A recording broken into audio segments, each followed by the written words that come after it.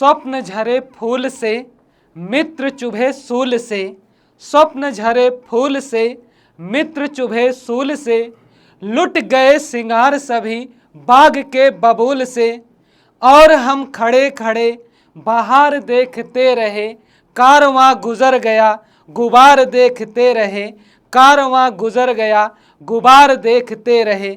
जी हाँ प्यारे साथियों, स्वागत है आप सभी का आपके अपने प्यारे YouTube चैनल लक्ष्य क्लासेज पर। जैसा कि साथियों आप लोगों को पता है कि पेट का सेट नंबर 6 आज आपके समक्ष लेकर उपस्थित हुआ हूं और अचूक वार सीरीज आपकी चल रही है। अपार स्नेह आप लोगों का मिल रहा है और ये उम्मीद करूंगा कि ऐसे ही अपार स्नेह आप लोग बरसाते रहेंगे और हमारी वीडियो की वॉचिंग भी बढ़ती रहेगी और बेहतरीन प्रश्नों का कलेक्शन आपको मिलता रहेगा जो आपके भविष्य को उज्जवल बनाने में काम करेगा। तो आइए चलते हैं अपनी इस सीरीज के प्रश्नों पर। आज का जो प्रश्न है उस पर चलते हैं। ये देखिएगा आ गया आपका प्रश्न और पैराग्राफ से है, देखिएगा साथ में पढ़ते हुए चलिएगा आप लोग मेरे। यहाँ पे लिखा गया है, निम्नलिखित गद्यांश को पढ़कर पूछे गए प्रश्नों के उत्तर दीजिए। साथ में पढ़ते चलिएगा और पढ़ते वक्त और भी व्याकरण के प्रश्न को हम सॉल्व करते हुए चलेंगे। यहाँ पे लिखा गया है भैया, मेरे एक मित्र हैं। क्या लिखा गया है? मेरे एक मित्र हैं। तो यहाँ पे आगे बढ़ेंगे। बड़े विद्वान, क्या है? बड़े विद्वान, अस्पष्टवादी और नीतिमान। बोला गया मेरे एक मित्र हैं, बड़े विद्वान, अस्पष्टवादी और नीतिमान, यानी कि नीति को मानने वाले, जो भी बातें कहते हैं वो मुंह पर कहते हैं, एकदम स्पष्ट, कुछ भी छुपाते नहीं। वह इस राज्य के बहुत प्रतिष्ठित नागरिक हैं। जिस भी राज्य में वो रह रहे हैं वहाँ के बहुत प्रतिष्ठित नागरिक हैं। उनसे मिलने से सदा नई स्फूर्ति मिलती है। यद्यपि वह अवस्था में मुझसे छोटे हैं, अवस्था यानी कि उम्र में मुझसे छोटे हैं, तथापि मुझे सदा सम्मान देते हैं, यानी कि उम्र में छोटे होने के बावजूद भी हमें क्या देते हैं? सम्मान देते हैं। इस देश में यह एक अच्छी बात है, यहाँ तक देखिएगा, अच्छी बात है कि सब प्रकार से हीन होकर भी यदि कोई उम्र में बड़ा हो तो थोड़ा सा आदर पा ही जाता है। मैं भी पा जाता हूँ। मेरे इस मित्र की शिकायत थी कि देश की दुर्दशा देखते हुए भी मैं कुछ कह नहीं रहा हूँ, अर्थात इस दुर्दशा के लिए जो लोग जिम्मेदार हैं उनकी भर्त्सना नहीं कर रहा हूँ। भर्त्सना यानी कि उनकी बुराई नहीं कर रहा हूँ, उनकी बातों पर कोई भी टीका टिप्पणी नहीं कर रहा हूँ। फिर आगे है, यह एक भयंकर अपराध है। उसकी समझ से ये क्या है? एक भयंकर अपराध है। आगे बातें कही गई हैं। कौरवों की सभा में भीष्म ने द्रौपदी का भयंकर अपमान देखकर भी जिस प्रकार मौन धारण किया था वैसे ही कुछ मैं और मेरे जैसे कुछ अन्य साहित्यकार चुप्पी साधे हैं। फिर आगे लिखा गया, भविष्य इसे उसी तरह क्षमा नहीं करेगा जिस प्रकार भीष्म पितामह को क्षमा नहीं किया गया। आगे लिखा गया है, मैं थोड़ी देर तक अभिभूत होकर सुनता रहा और मन में पाप बोध का भी एहसास हुआ।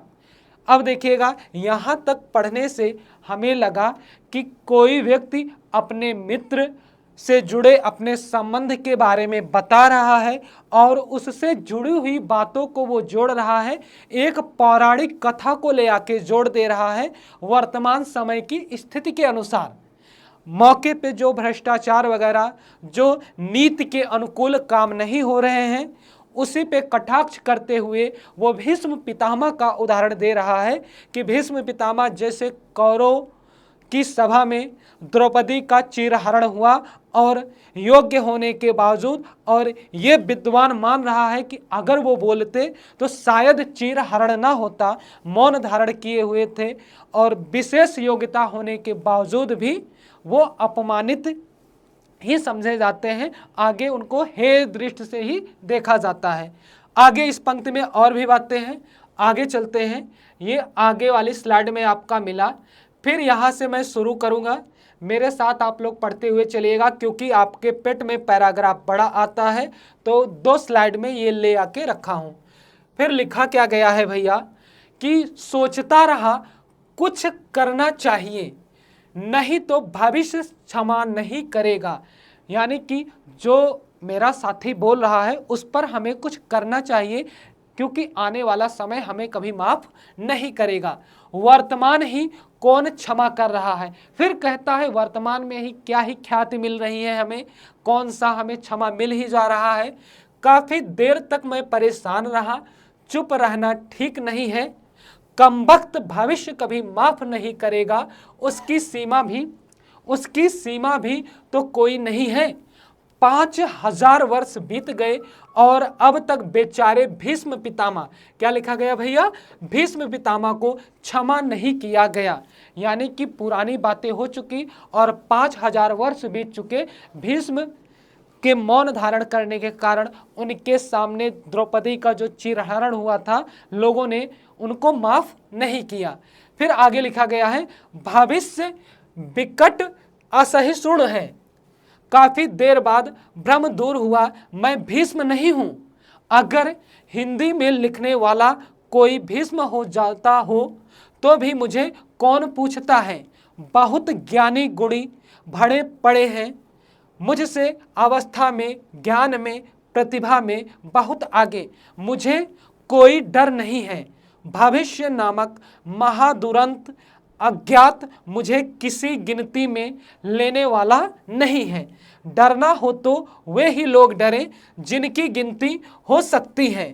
तुम क्यों घबराते हो मन सा राम, तुम तो न 3 में न 13 में बड़ी राहत मिली इस यथार्थ बोध से। यथार्थ माने होता है सत्य, और इसका विलोम क्या होता है, कल्पित। ये पूरा का पूरा पैराग्राफ हम लोग पढ़ चुके और इसी से संबंधित प्रश्नों की चर्चा हम आगे करेंगे। 5 प्रश्न आपके होंगे। 5 प्रश्नों में कुछ ऐसे प्रश्न हैं जिनके ऑप्शंस बड़े होंगे, उनको पढ़कर एकाग्रचित होकर पढ़िएगा, उसके बाद समझकर उत्तर दीजिएगा। जल्दबाजी में बिल्कुल आप उत्तर ना दीजिएगा। पैराग्राफ हो चुका है और मैं आपसे कहना चाहूँगा कि वीडियो को ज़्यादा से ज़्यादा शेयर कर दीजिए। कल की क्लास में आप लोग अच्छी संख्या में उपस्थित थे और आज भी उम्मीद करता हूँ उससे बेहतर ही संख्या में आप लोग उपस्थित रहेंगे। चलिए, आपका प्रश्न आता है, ये पहले नंबर का प्रश्न आया और लिखा क्या गया है, ध्यान से देखिएगा। लिखा गया है न 3 में न 13 में। ये भैया क्या है, मुहावरा। अब मुहावरा बोला गया तो न 3 में न 13 में मुहावरे का कौन सा अर्थ ठीक लगता है। 4 विकल्प दिए गए। धोखे में रहना, बहुत ही महत्वपूर्ण होना, धैर्यपूर्वक सोचना, या किसी भी गिनती में न आना। तो यहाँ पे आप उत्तर दीजिए, तब तक मैं मुहावरा शब्द का अर्थ बता देता हूँ। ये भैया आपका अरबी भाषा का शब्द है। अरबी भाषा का शब्द है जिसका हिंदी में क्या अर्थ होता है, हिंदी में अर्थ होता है बातचीत करना। क्या अर्थ होता है, बातचीत करना, इसका अर्थ होता है हिंदी में। और अरबी भाषा का शब्द है मुहावरा।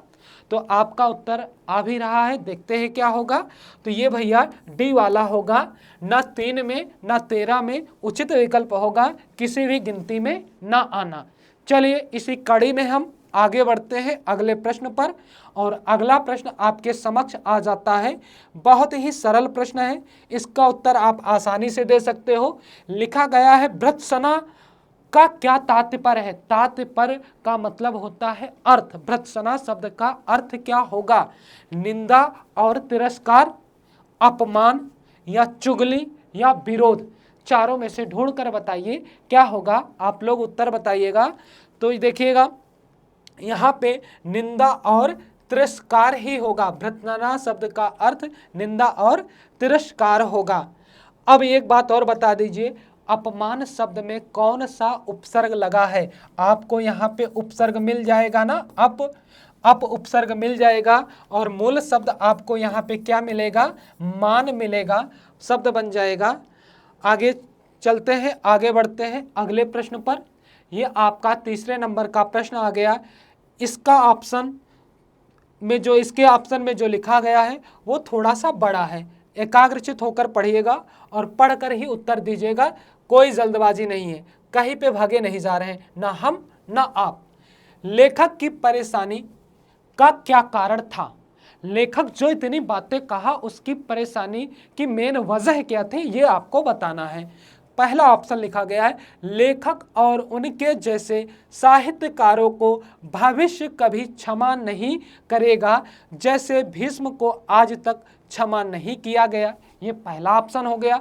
दूसरा है, लेखक के मित्र ने शिकायत की और उन्हें बताया कि देश की दुर्दशा देखते हुए भी वह कुछ कह नहीं रहा है। फिर आगे है, लेखक ने सोचा कि उनसे अवस्था में, ज्ञान में, प्रतिभा में बहुत आगे बहुत से ज्ञानी गुणी लोग भरे पड़े हैं। फिर आगे लिखा गया, भविष्य विकट असहिष्णु है और भविष्य की कोई सीमा नहीं होती। अब इसका उत्तर आपको देना है। होगा क्या भैया, आप बताइएगा, लेखक को कौन सी बातें ज़्यादा कचोट रही हैं? अब चार की चारों बातें तो वहाँ पे कही गई, लेकिन सबसे ज़्यादा परेशान करने वाली जो बात है वो इस तर्क से परेशान है जो आपका पहला विकल्प है कि लेखक और उनके जैसे साहित्यकारों को भविष्य कभी क्षमा नहीं करेगा, जैसे भीष्म को आज तक क्षमा नहीं किया गया। इस बात से वो ज़्यादा परेशान है। बाकी तीनों बातों को तो वो वर्तमान में देख रहा है, वर्तमान में देख रहा है और महसूस भी कर रहा है, लेकिन पुरानी बात से वो ज़्यादा परेशान है, उसके परिणाम से वो ज़्यादा परेशान है। चलिए आगे चलते हैं और अगला प्रश्न आपका आ जाता है। ये चौथा नंबर प्रश्न है, पढ़िएगा और पढ़कर उत्तर दीजिएगा। लिखा क्या गया है भैया, भीष्म पितामह को क्षमा क्यों नहीं किया गया? अब यहाँ पे पहला ऑप्शन है, कौरवों की सभा में भीष्म ने द्रौपदी का भयंकर अपमान देखकर भी मौन धारण किया था। फिर आगे लिखा गया, क्योंकि भीष्म ने महाभारत के युद्ध में कौरवों के पक्ष में युद्ध किया था। फिर आगे, भीष्म के मन में पाप बोध का एहसास हुआ था। फिर आगे चौथा विकल्प है आपका, चौथा विकल्प है, ध्यान दीजिएगा, ये पूरा लिखा गया है। चौथे में लिखा गया है कि भीष्म बहुत बड़े ज्ञानी थे और पक्षपाती होने से उन्हें भविष्य ने क्षमा नहीं किया। तो ये बताओ, चारों में से कौन सी बातें हैं जो भीष्म पितामह को क्षमा क्यों नहीं किया गया, इससे संबंधित बातों का तर्क रखती हैं? तो साफ ही आपकी पंक्ति में कहा क्या गया कि कौरवों की सभा में भीष्म ने द्रौपदी का भयंकर अपमान देखकर भी मौन धारण किया था, इसी वजह से आज का समाज उन्हें माफ नहीं करता। 5000 वर्ष बीत चुके हैं महाभारत काल के, तब भी आज तक उनको कोई माफ नहीं करता। और एक बात मैं आपसे और पूछना चाहूँगा, भीष्म नाम आ रहा है, भीष्म पितामह की एक सेलेक्टेड पर्यायवाची है जो कई बार एग्जाम में आपकी पूछी जाती है। तो इनको क्या कहा जाता है भैया? गंगा पुत्र तो कहा जाता है, याद ही है। देवव्रत इनका बचपन का नाम था और इनको गांगेय कहा जाता है। क्या कहा जाता है? भीष्म पितामह का एक नाम है गांगेय कहा जाता है, ये याद रखिएगा। और द्रौपदी का नाम आया है, द्रौपदी की पर्यायवाची जानिएगा, इनको याज्ञसेनी भी कहते हैं। क्या कहते हैं भैया? याज्ञसेनी कहते हैं, इनकी पर्यायवाची है। और इसके अलावा इनको कृष्णा भी कहते हैं। क्या कहते हैं? कृष्णा कहते हैं। और सैरंध्री भी कहते हैं। क्या कहते हैं? सैरंध्री भी कहते हैं। पांचाली तो कहेंगे, ये आपको पता है, पांचाली भी कहेंगे। लेकिन ये द्रौपदी की सेलेक्टेड पर्यायवाची है, महत्वपूर्ण पर्यायवाची है, जो आपके आने वाले पेट के एग्जाम में आ सकती हैं। चलिए आगे बढ़ते हैं अगले प्रश्न पर। और अगला प्रश्न हमारा आ जाता है 5वें नंबर का प्रश्न है, लेखक को किस यथार्थ बोध से राहत मिली? यथार्थ का मतलब सत्य होता है और यथार्थ का विलोम क्या होता है? कल्पित होता है। ये आपको ध्यान देना है। अब बताइएगा भैया, यहाँ पे लेखक के अभिभूत होकर सुनते रहने और मन में पाप बोध का एहसास होने से राहत मिली है? क्या इस स्थिति से राहत किसी को मिल सकती है? फिर लेखक के मित्र ने जो शिकायत की थी वह सही नहीं थी। अब सही गलत की तो कोई बातें नहीं की गई। फिर आगे, लेखक के मित्र उनसे अवस्था में छोटे थे और वे लेखक का सम्मान भी करते थे। क्या इससे किसी को राहत मिली थी? या पंक्ति में ऐसी बातें कही गई कि लेखक को राहत मिली? फिर आगे लिखा गया है, लेखक भीष्म नहीं थे और उनसे अवस्था में, ज्ञान में, प्रतिभा में बहुत आगे बहुत से ज्ञानी गुणी लोग भरे पड़े हैं। उन्हें भविष्य नामक महादुरंत से डरना चाहिए।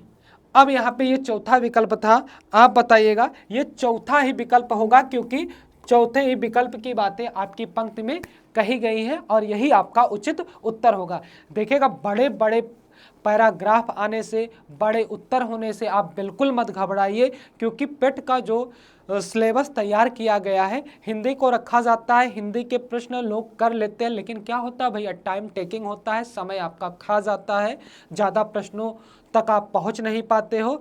अगर इस सेशन से जुड़कर आप अचूकवार सीरीज के साथ जुड़कर रोज अध्ययन करते रहोगे तो आपकी स्पीड मेंटेन हो जाएगी और आप जल्दी से प्रश्नों को करके आगे बढ़ जाओगे। मैं तो ये भी दावा करता हूँ हूबहू आपका ये सेट ही आ जाएगा, पैराग्राफ ही भिड़ जाएगा। नहीं तो जब एग्जाम हो जाएगा उसके बाद ये पूरा PDF पड़ा रहेगा, मैं आपको बताऊंगा किस डेट को कौन सा पैराग्राफ मैंने पढ़ाया था। और पैराग्राफ भिड़ा देना बहुत बड़ी बात होती है और दावे के साथ कहता हूँ पैराग्राफ भिड़ेगा।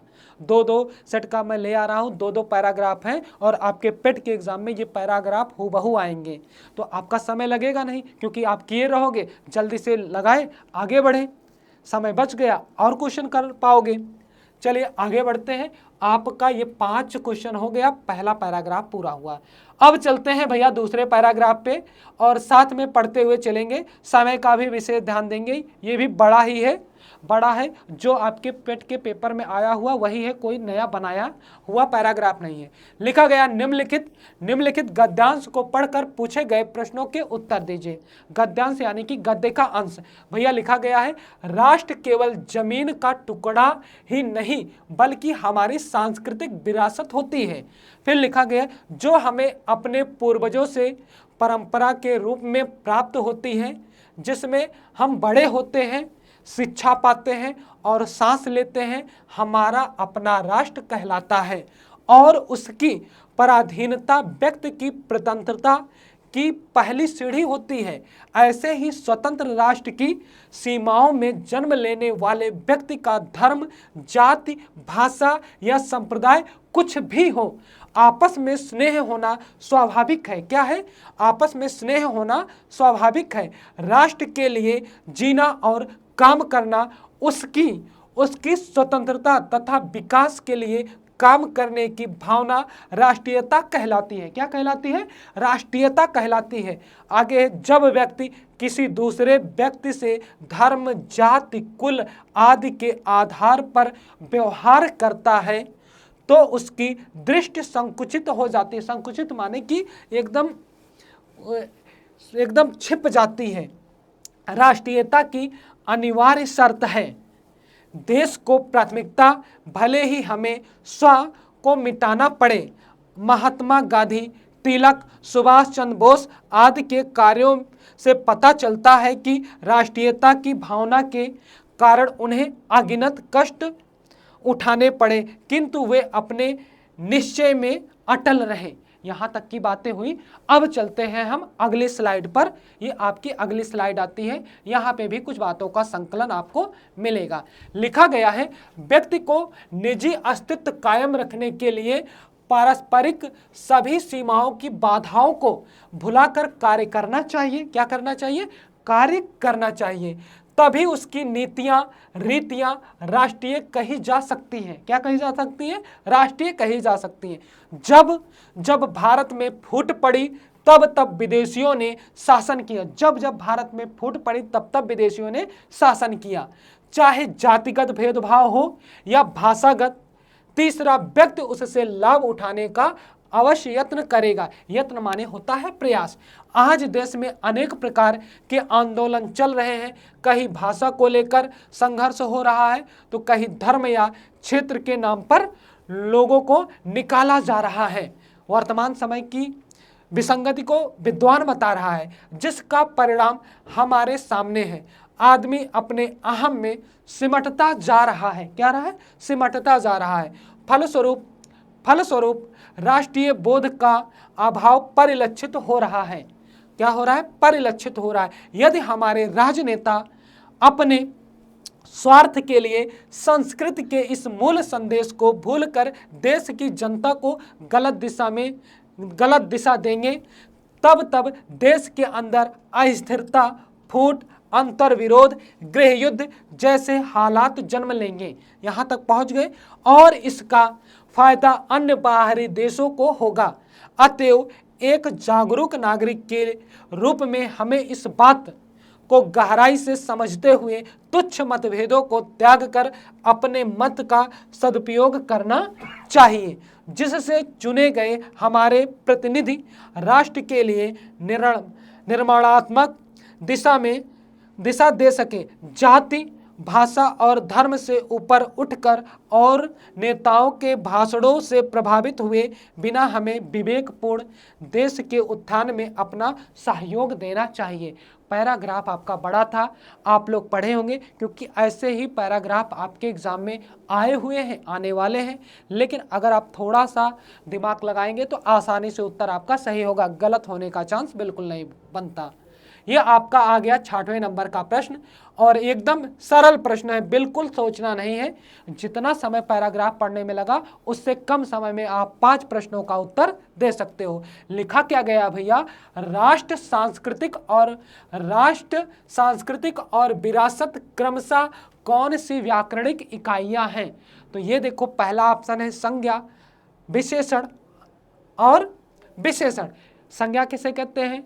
किसी व्यक्ति, वस्तु, स्थान, जाति, भाव आदि के नाम को संज्ञा कहते हैं, और संज्ञा और सर्वनाम की विशेषता बताने वाले शब्दों को विशेषण कहते हैं। आपसे यही पूछा है, जो शब्दों लिखा गया है वो क्या है? संज्ञा है, विशेषण है कि विशेषण? फिर आगे विशेषण, संज्ञा और संज्ञा। फिर तीसरा ऑप्शन है संज्ञा, संज्ञा और संज्ञा। कहने का आशय ये, क्या तीनों के तीनों संज्ञा है? फिर चौथा है संज्ञा, विशेषण और संज्ञा। तो यहाँ पे भैया लिखा क्या गया है? राष्ट्र लिखा गया है, सांस्कृतिक लिखा गया और विरासत लिखा गया। मैं एक पहचान आपको बता दूं, उपसर्ग प्रत्यय लगाओ, विशेषण पाओ। और ऐसा नहीं है कि स्वतंत्र रूप से विशेषण होते नहीं, होते हैं, लेकिन संज्ञा में उपसर्ग और प्रत्यय लगाकर विशेषण बनाए जाते हैं। जैसे राष्ट्र की बात की जाए तो राष्ट्र संज्ञा है और जातिवाचक संज्ञा है। अगर इसमें ईय प्रत्यय लगा दोगे राष्ट्रीय बन जाएगा, तब ये भी विशेषण बन जाएगा। और सांस्कृतिक शब्द जो लिखा है, संस्कृत में एक प्रत्यय है, अगर मूल शब्द हो जाएगा भैया संस्कृति, क्या हो जाएगा? संस्कृति, जिसका आशय होता है सभ्यता।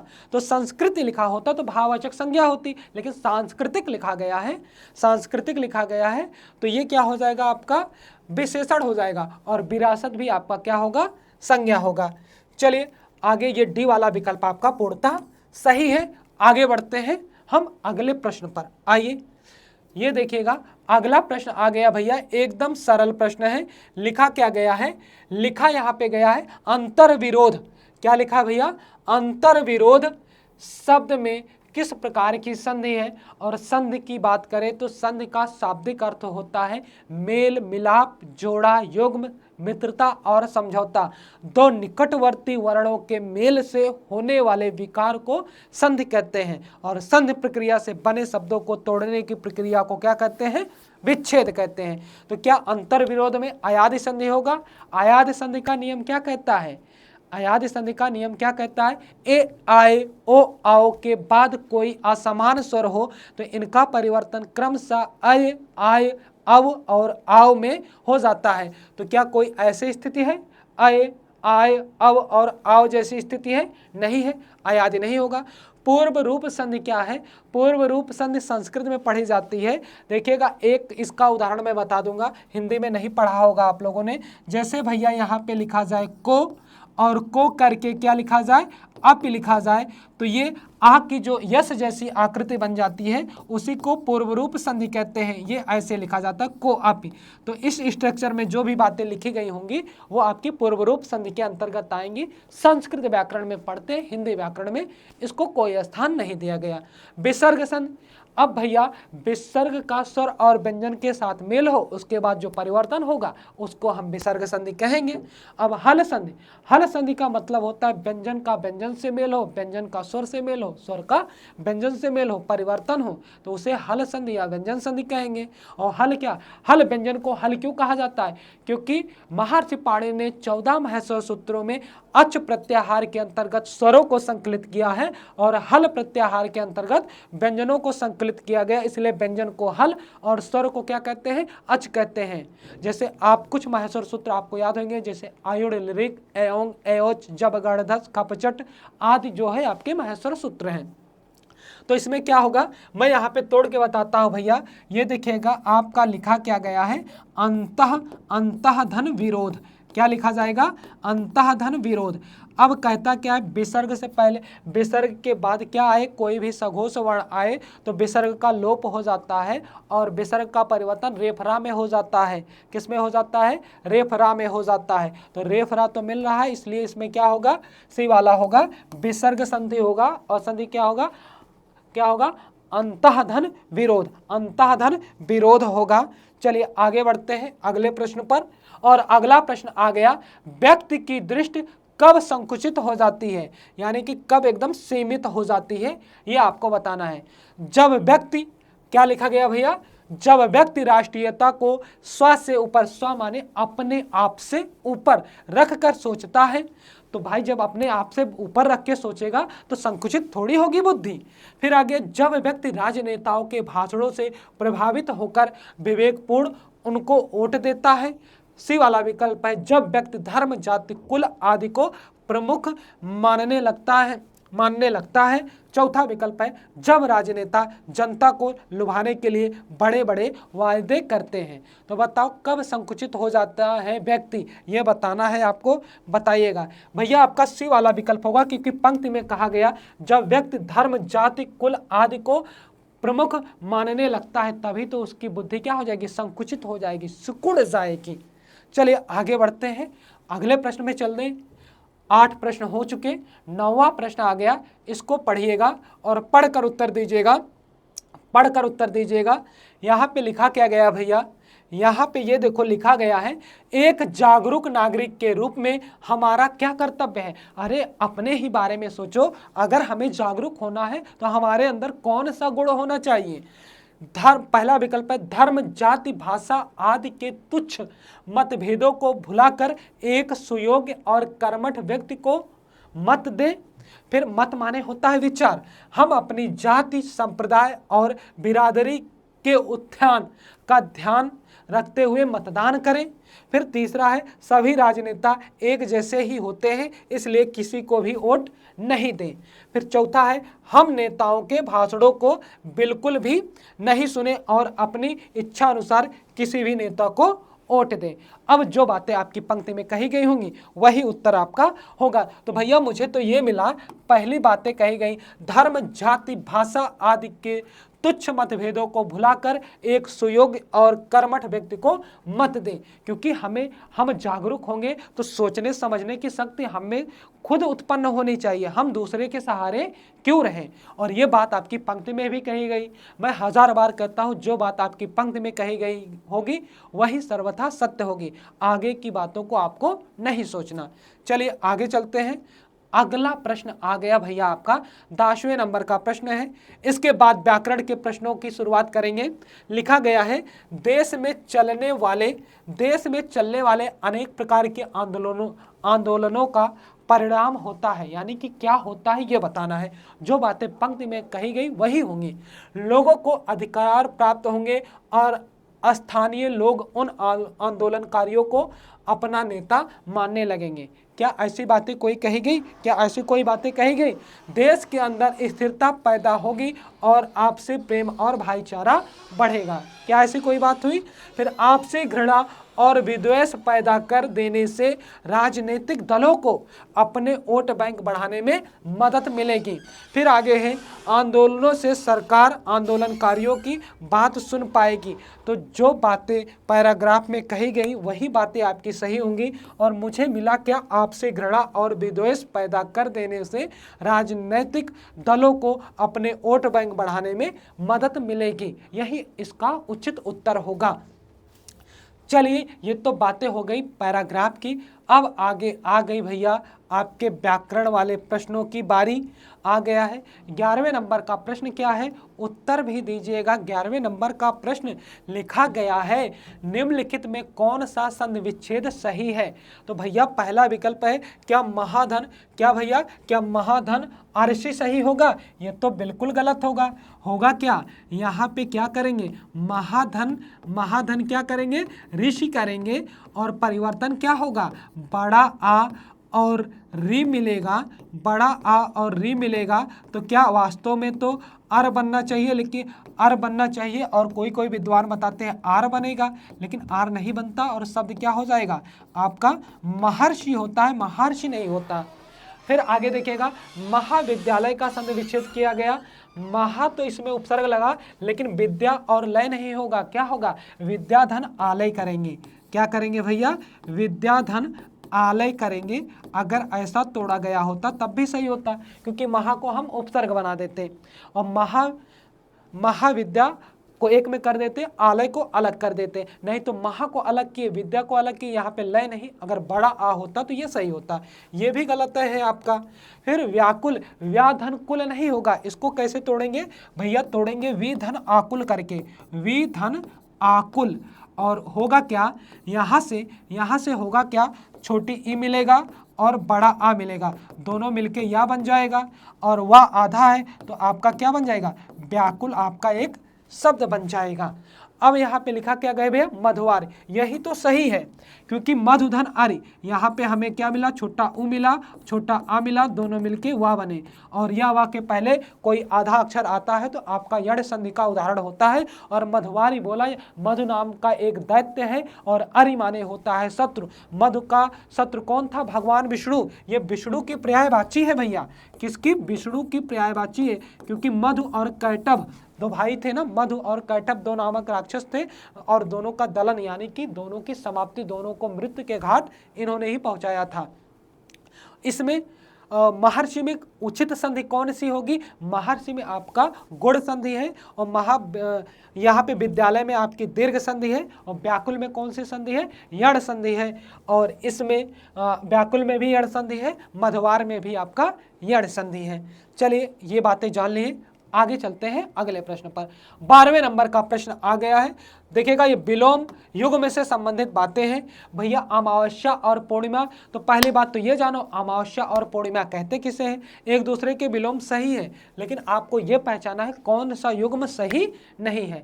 तो ये देखिए, आप एक महीने में दो पक्ष होते हैं, एक कृष्ण पक्ष और एक शुक्ल पक्ष। उजाले वाली रात उजाले वाली रात शुक्ल पक्ष होती है और अंधेरी रात कृष्ण पक्ष होती है। तो पहली तारीख को प्रतिपदा कहते हैं और जो अंतिम तारीख होती है उसे उजाले वाली रात वाली अंतिम तारीख को पूर्णिमा कहते हैं और काली वाली रात जो होती है उसे अमावस्या कहते हैं। तो एक दूसरे के हैं विलोम। आचार का विलोम अनाचार, और इसमें अन उपसर्ग लगा है। गुप्त का मुक्त नहीं होगा, गुप्त का भैया मुक्त नहीं होगा, यही गलत है। गुप्त का उचित विलोम क्या होगा? प्रकट होगा। क्या होगा? प्रकट होगा। और मुक्त का विलोम पूछे तो ग्रस्त होगा, मुक्त का विलोम ग्रस्त होगा। और कुटिल का तो सरल होगा ही। आपको ये पहचाना था जो गलत था, 3 तो सही थे, एक विकल्प आपका गलत था, यानी कि असमान मेल था, वही पहचानना था, पहचान लिए। चलिए आगे बढ़ते हैं। ये 13वें नंबर का प्रश्न आ गया। लिखा क्या गया है, यहाँ पे थोड़ा नया है, ये प्रीवियस ईयर क्वेश्चन ही है और इसमें 2 ऑप्शन सही हैं। ढूंढना है, संशय में ना पड़िएगा, क्योंकि इस प्रकार के भी प्रश्न आपके एग्जाम में आते रहते हैं। यूपी SSSC ऐसा खेला करता रहता है, इसलिए इस प्रश्न को मैंने रख दिया। तो बताओ विभु का पर्यायवाची, विभु एक शब्द दिया गया, इसका पर्यायवाची बताइएगा। क्या सर्वव्यापक होगा या नित्य होगा, ब्रह्मा होगा, आत्मा होगा, महान होगा या ईश्वर होगा, चिरस्थायी होगा या दृढ़ होगा। मैं आपको बता दूं कि यहाँ पे सर्वव्यापक, महान और ईश्वर, नित्य, ये चारों होंगे। इसका उत्तर सही क्या हो जाएगा, ए और सी दोनों, ए और सी दोनों हो जाएंगे, ए और सी दोनों हो जाएंगे इसके उचित उत्तर। बाकी चलते हैं, आगे बढ़ते हैं। अगला प्रश्न है भैया, किस वाक्यांश के लिए प्रयुक्त शब्द सार्थक नहीं है। यानी कि 3 तो सार्थक होंगे, एक सार्थक नहीं होगा, वही आपको पहचानना है। अनुचित बात के लिए आग्रह क्या कहलाएगा, दुराग्रह कहलाएगा। ये तो सही है, ये क्या है भैया, ये तो बिल्कुल सही है, ये सही है। और आगे बढ़ते हैं, अगला क्या लिखा गया है, ये तो सही है। हाँ, अगला क्या लिखा गया है, जल में जन्म लेने वाला, जल में जन्मने वाला, तो जलज, जलज यानी कि कमल की पर्यायवाची है, ये भी सही होगा। ठीक है, जो सब कुछ जानता, बाहुज्ञ, ना ना ना, ये गलत है। जो सब कुछ जानता है भैया उसे हम क्या कहेंगे, सर्वज्ञ। और बहुत, बाहुज्ञ किसे कहेंगे, जो बहुत जानता हो, जो बहुत जानता हो, बहुत जानता हो, ये बात आप याद रखिएगा। जहां केवल रेत ही रेत हो, मरुस्थल, क्या कहेंगे, मरुस्थल। चलिए आगे बढ़ते हैं और अगला प्रश्न आ जाता है, जो कि आखिरी प्रश्न है आपका और लिंग वाले अध्याय से है। पूछा है, किस विकल्प में पुल्लिंग का स्त्रीलिंग शब्द सही नहीं है।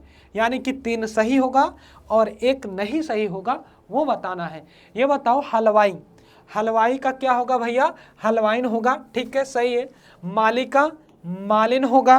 कहार का कहारिन होगा, लेकिन सियार का सिंघनी नहीं होगा, सिंह का सिंघनी होगा। यहाँ पे भैया अगर क्या लिखा जाता, सिंह लिखा जाता तो सिंघनी होता, कहार का कहारिन, और इसमें इन प्रत्यय लगा है। किस, इन प्रत्यय लगा है। मालिन में भी इन प्रत्यय लगा है और हलवाइन में भी इन प्रत्यय लगा है। आई बात समझ में। और प्रत्यय किसे कहते हैं, मूल शब्दों के अंत में लगने वाले शब्दांशों को प्रत्यय कहते हैं। चलिए ये तो बातें हुई, और आज का सेशन कैसा लगा आप ज़रूर बताइएगा। लेकिन जो भी बातें बताइएगा उसके पहले मैं आप लोगों के लिए एक बेहतरीन सरप्राइज लेकर फिर आया हूँ। ये भैया आपका देखो, ये क्या है, गृह कार्य है, और वीडियो पूरा वॉच करने के बाद इसका उत्तर आप कमेंट बॉक्स में ज़रूर दीजिएगा। जितने भी लोग वीडियो देख रहे हैं, सबसे मेरा यही आग्रह है कि आप वीडियो को देखने के बाद जो गृह कार्य दिया जा रहा है उसका उत्तर कमेंट बॉक्स में ज़रूर दीजिए, और वीडियो को अपने इष्ट मित्रों तक ज़रूर शेयर कर दीजिए, क्योंकि कोई भी जानकारी से अनभिज्ञ न रहे। एक छोटी सी बात कहूँ, मेरी इच्छा सबको शिक्षा। इसलिए विशेष प्रश्न है, राष्ट्रीय हिंदी दिवस किस तिथि को मनाया जाता है। क्या 10 जनवरी को, 14 सितंबर को, 21 फरवरी को या 26 जनवरी को।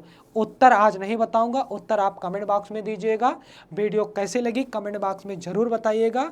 और आज के लिए बस इतना ही। इसी के साथ अपनी वाणी को विराम देता हूँ। धन्यवाद।